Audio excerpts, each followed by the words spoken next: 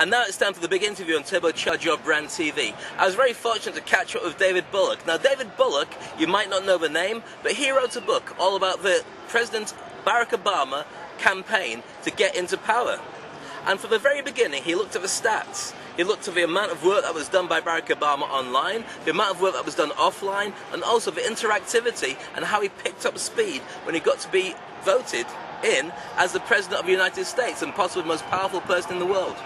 He's also used those stats and those factors to be able to work with different areas of industry and create success for them. So how could this affect you? Well, it doesn't matter whether you're online or offline, there's always something that this guy can help you with. So I caught up with him and asked, what do you need to know to really turbocharge your brand in 2012? Well, don't forget anything you've done in your past, that's yours. Keep it. Build upon it. A lot of times when people leave from one job market to another, they forget everything. Like they get amnesia, like, oh, I don't do that anymore. But you did do that, and that taught you something. Build upon the experiences that you already have. And every time you move to the next position, say, okay, what did I learn there? Okay, here I learned about people. Here I learned about inventory. Here I learned about marketing and sales. Here's where I learned to be able to deal with groups and build teams. Every position that you've ever had taught you something. Don't forget that something that it taught you. And then moving on from there, once you have that life resume, so to speak, packaging that so that the world will recognize it is up to you. It's a matter of then getting print. I like print more than anything else because if you get print, it's yours. You can point at it forever. Look for the highest level of magazine that you can get promoted in or get a story done on you. Show up on television shows, radio shows, get stories written about you.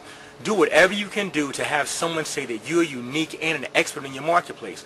Once you have it, whether it's in your primary market or not, once you have it, you can begin the conversation because it's a conversation piece and then segue the people into the offer that you actually want to give them.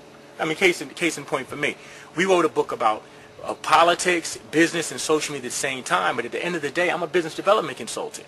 So we can talk about all those things that are remote from the particular core offer, but then you move them back into conversations that you want to be in just by, again, being in the conversation. So now, granted, you don't want to write a book on bubble blowing 101. That may not get you very far in the marketplace unless you have a very good technical spin on it. But whatever it is you're good at, do that first because if you do what you love, that at least sustain you while you're doing the things that help you to survive.